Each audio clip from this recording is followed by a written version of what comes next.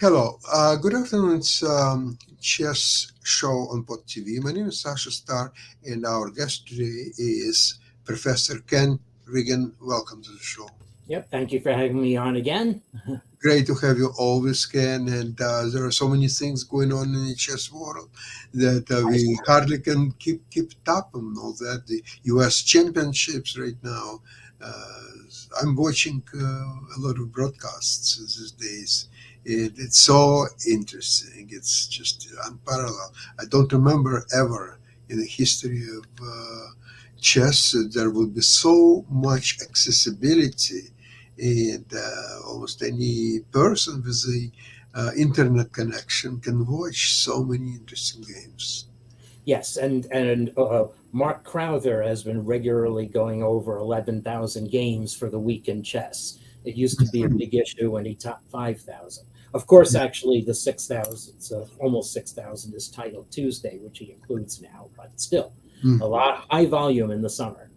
Um, Still, it's fantastic. Just came back from Montreal from Canadian Open. Now and I haven't played really well. Got about 50%, and eh, it's not only the low score. It's just kind of I didn't feel kind of a drive and didn't feel confidence for some reason. But it was a very, very well organized tournament, one of the best ever, in beautiful four stars Sheraton Hotel in Laval near Montreal. And organization was spectacular, second to none. So I can only praise this beautiful tournament. And right. drove back, visited Mont Tremblant. It's a fantastic place, but the last day I put too much driving. I got home, was sick for a couple of days, and now recovering. Feel much better. What'd you say was a fantastic place? Mont Tremblant. It's Oh, in oh, Laurentians. yeah. Yeah, and it's really, it reminds very well the Collingwood in near there is a village in near Collingwood, and it's very similar, but that Mont Tremblant is older and better developed and more scenery, but you feel like you are in Switzerland somewhere. It's very interesting. Mm.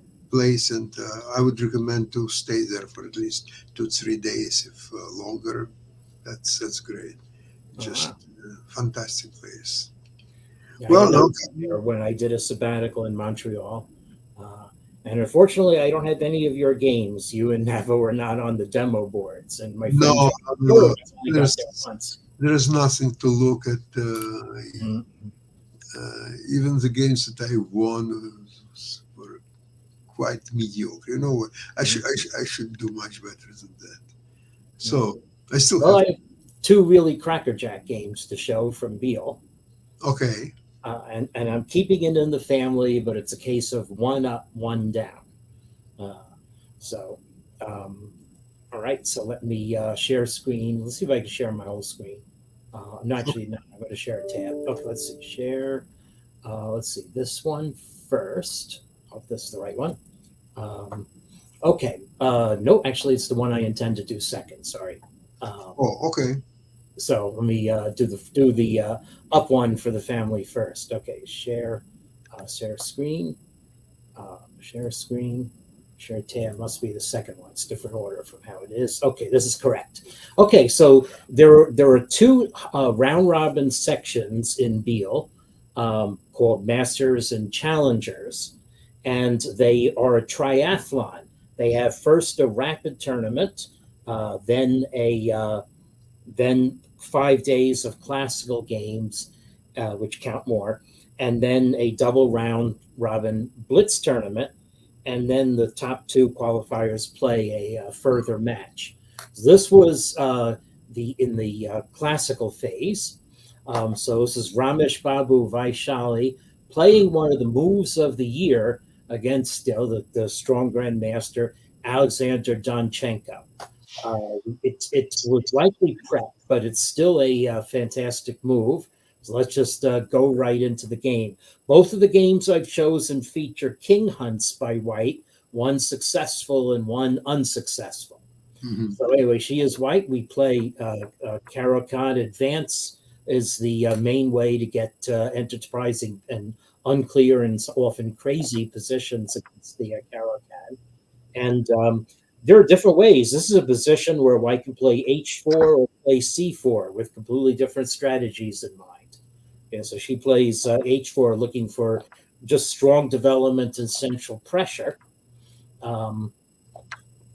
Okay, so now so now this is this is a pawn sacrifice. It probably should really be judged a temporary pawn sacrifice, because black's queen side is the kind where you can often win back the pawn and in fact, Danchenko plays a move. I don't know, the computer queries it. It must obviously be book. The computer wants back to shore up the queen side first with either pawn a6 or knight a6 to c7, or knight a6 to b4 is even a possibility. However, it's natural to conserve the bishop. Now white attacks on the queen side, and now black's c4 will eventually fall. That's what I mean about getting rid of it. But black can counterattack and simplify. So this is, but this is maybe attacking a little too far. Okay.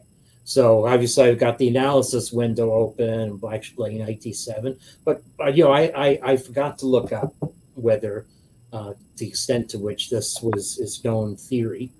So now black actually gets in trouble, because although black has recovered the bishop pair and white has some pawn weaknesses near the king, white is going to complete development by castling, whereas black is dangerously undeveloped in this position. Okay, black develops a little, but we'll see what the wages of being undeveloped are in a moment.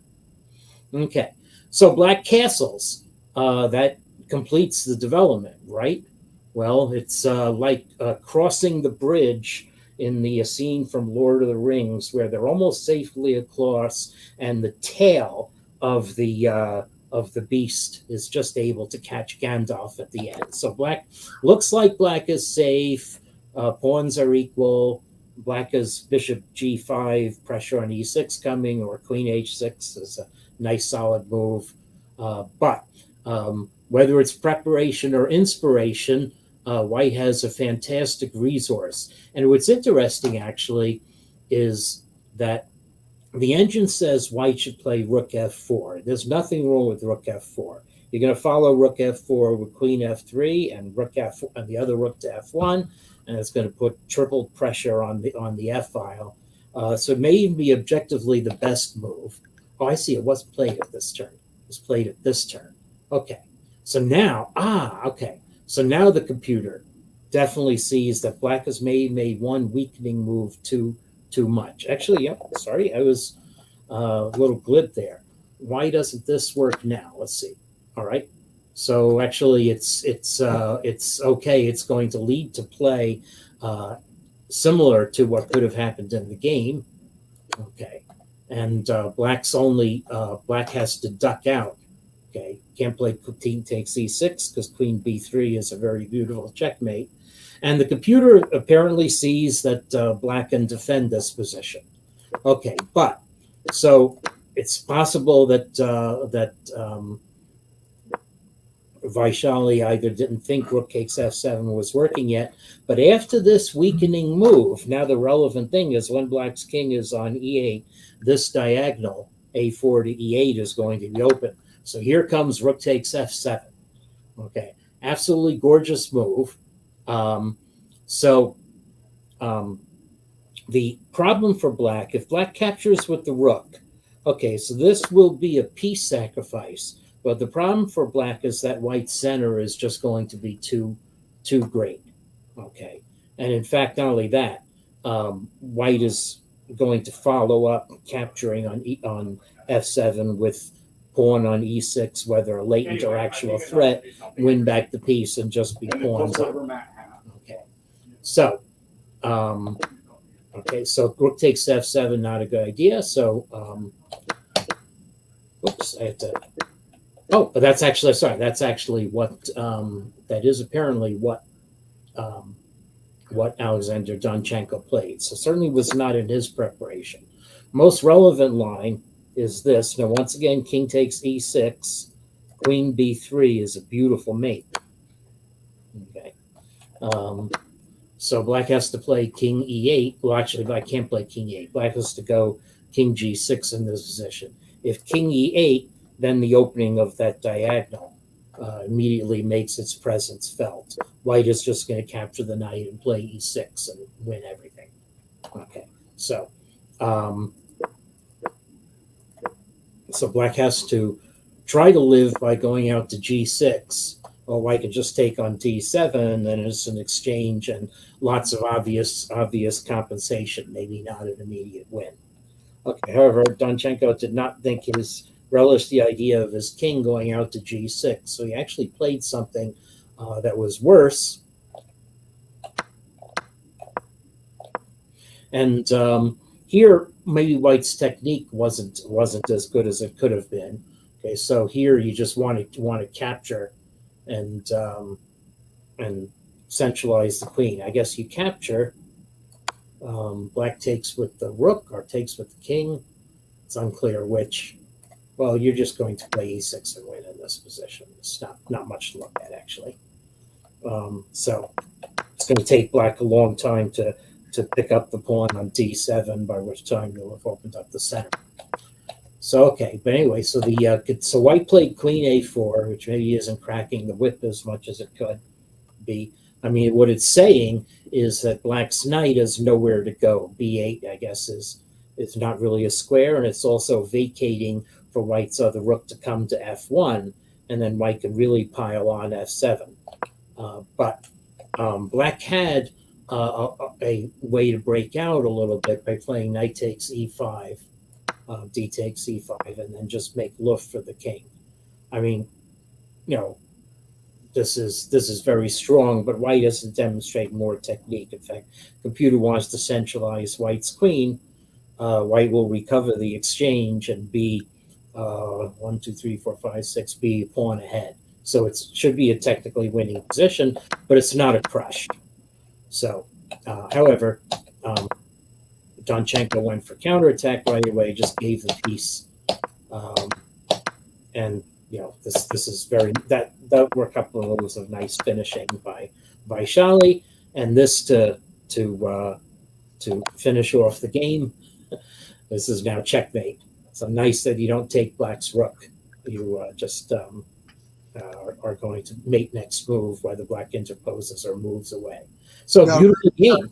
Very exciting rook f7 and continuations. Very interesting. Mm-hmm. Yeah. Okay. So anyway, so Vaishali, by the way, had 3 straight wins in the challenger section. Then she was caught. So she did not win it, but now let's see. Now I'm not sharing anymore, so I have to reshare. Okay, so present, share screen.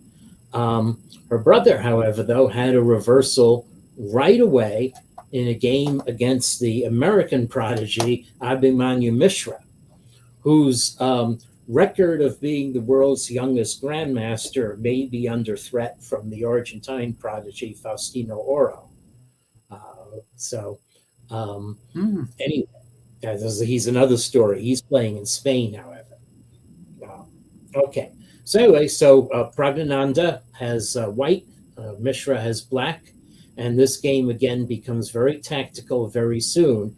And what's interesting, actually, is we actually see the Morphy Ruy Lopez. It is not dead. However, black plays it in the more modern fashion, bringing the bishop out. This was considered dubious in the 1970s when we were kids, but so long as black doesn't mind sacrificing a pawn or two, it's theoretically fine. So here we go.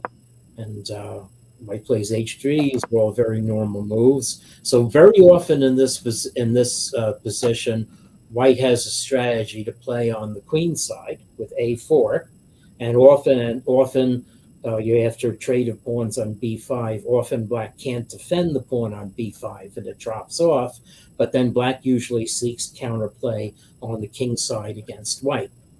However, white plays the other side. So black has not played h6 in this position, which is sometimes even being played early in some of these positions. Oh, I play rook e1, rook e8, so white plays bishop g5.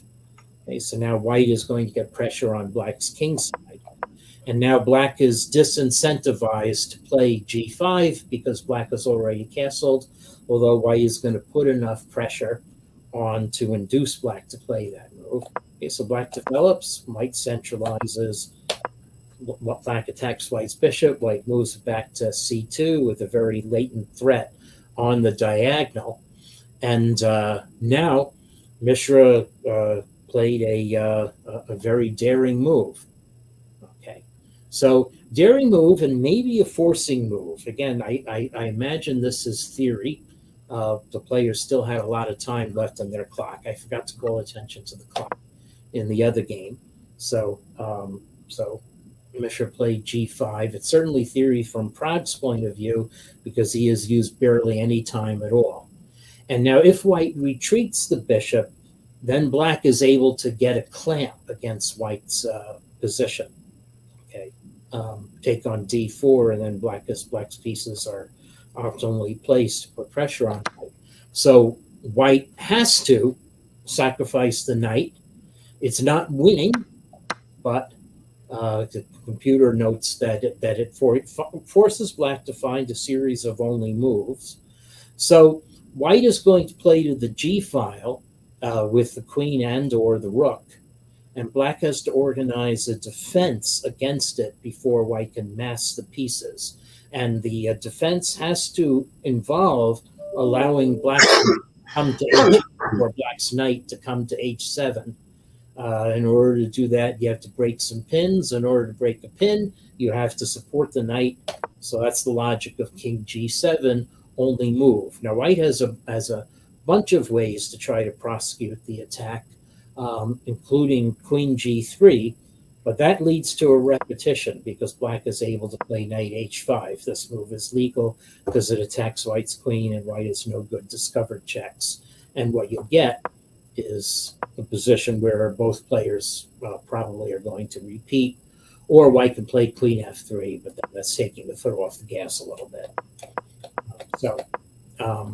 Anyway, so Prag went for slow build-up. Prag is still in his he thought for 6 minutes on this move, so maybe this is the first time he was thinking. My bet is that this is a known position, but maybe Prag had not specifically reviewed it before the game. Now, Mishra makes a very subtle mistake. The computer says either breaking the pin with queen d7, where you'll need the queen maybe for defense along the second rank, or playing the rook h8 move are both fine for black, okay, to organize a defense on that side. Instead, Mishra played queen c8. I'd be curious to know why. And he used a lot of time for doing so. His clock ticked down 18 minutes. It's almost 18 minutes. And by the way, in scientific findings, I'll get a chance afterward, I've done recent research that on chess moves where you think for a long time, you play worse, markedly worse, 500 ELO worse than your rating. This reproduces and confirms studies by some other people, Ashton Anderson and John Kleinberg and others at Blitz, and Sundakar, I had to look on my slides, noticed this for slow chess, but I found it to be much more vivid with my IPR framework. So long think, wrong think, and that gets in a bit of trouble. So now the king hunt is on. Black plays knight h7, d takes e5, but now here, I mean, this is tactics puzzle. White should play very prosaically and just assure the win of this pawn. Okay. And black can't go up to f6 and save it. Black's knight will be hanging, and other bad things will happen. So black has to duck away and erect a defense of the position. But then the reality is white has 3 pawns for the piece, and the pawns are going to come forward and attack. So white has a fairly major advantage in this position. In fact, it comes out even worse for black on further look. But anyway, Pragg now thought for a while, and Pragg thought for 6 minutes, having thought longer on his previous move, and plays a move that looks attractive because black can't play king to h8. That's queen takes e5 check is going to be keeping the attack going. But very surprisingly, underestimatedly, Mishra realized, and he played the move fairly quickly, that king h6 is actually okay for black. White can't get the rook to e3. I mean, let's take a look here and see why queen h4 check doesn't work. So this is the subtle thing. You think it's going to be mate with white's rook coming in the game. King g7, and then, I can't play rook e3. Black's bishop is on it. So never mind. There's no mate. White has trouble bringing up the forces. So in fact, that's why Pragg played the best move, knight f3, bringing up more forces. It's a sham sacrifice of white's bishop because white can play queen takes a4 check, queen a4 check, and play the rook. But now Mishra is able to bring the queen in, and Pragg thought knight f5 check is going to be a knockout blow, but in fact it's not. I think he just simply underestimated that if black plays rook g8, and if you play knight takes f5, you can just take it because white's rook queen isn't even guarded on g3. There's a pin against the king. So be interested to know if Pragg was interviewed to say what he missed, but it looks like just an optical illusion, thinking that black did not have time to coordinate this defense, but black does. So now black's king this might be what Praggnanandhaa missed. Black's king is just able to exit stage left, and it's snug as a bug in a rug on h8. And white has no more attack. In fact, white has to spend some time disentangling the pieces. So the rest of the game is just a very smart conversion by Mishra. Okay, so we can. When we're playing positionally, white does have 2 pawns for the piece, but the main point is that the deployment of black's pieces is not inferior to white's, which means that black can undertake things with the open lines on the king side. Here we go. You're starting to, it's nice solid move, overprotecting e6, so everything's defended. So here we go. We're just starting to put pressure. And white did not want to allow black to capture on e5, but the computer actually likes white to play rook back to e1 in this position, but that would be an admission of utter failure. The white soldiers on. Problem is this helps black more than it helps white. So we've got a weak pawn, but it's not so weak. e6 is a really powerful square for black's rook. And now black is starting to gang up on white's pieces, and this is the killer move. Okay, got pins along the diagonal and pins on the G file, and so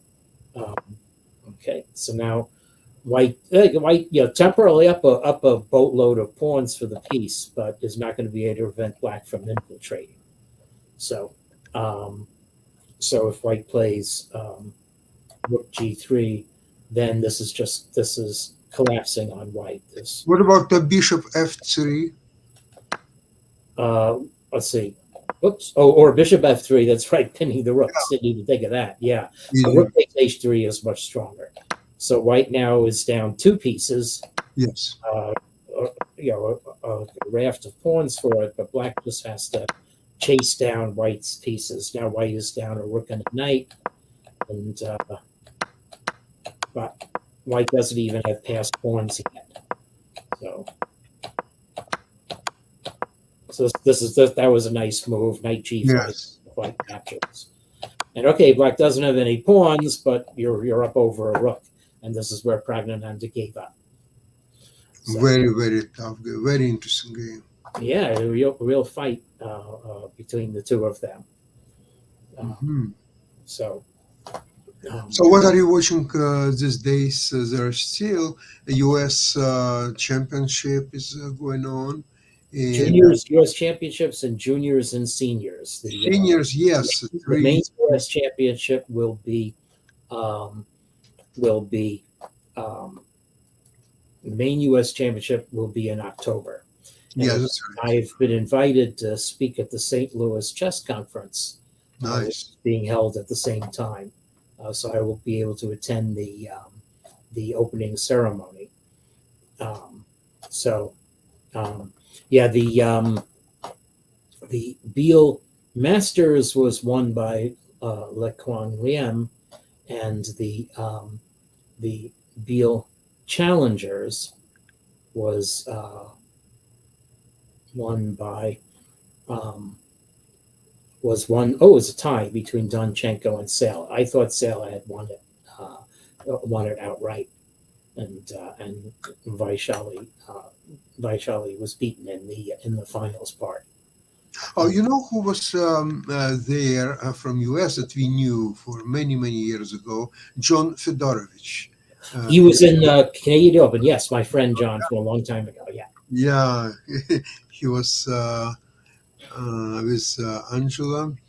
And Angela. we spent a Yeah. little bit of time together, and John Tarjan was there. Right. The James Tarjan. James Who Tarjan. won? So John Fedorowicz and I tied for first in the U.S. Junior Championship of 1977. And we both got to play in U.S. championships. I played the following year because it was held earlier as a zonal. And that was a very strong tournament because it was a zonal, and it was won by Jim Tarjan. Mm-hmm. Clinched Yeah. with a draw. He was probably in a winning position. Draw against me in the last round.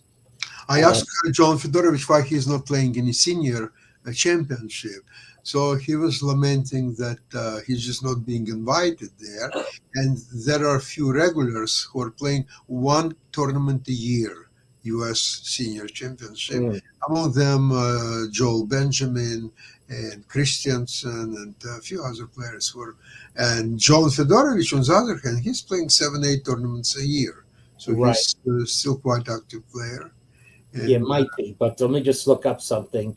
So I think the qualifications was done by U.S. ratings, not FIDE ratings. So Jesse Cry 24-29, and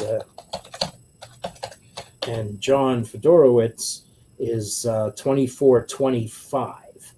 So John may have missed out qualifying for the U.S. seniors by 4 rating points. Oh my God!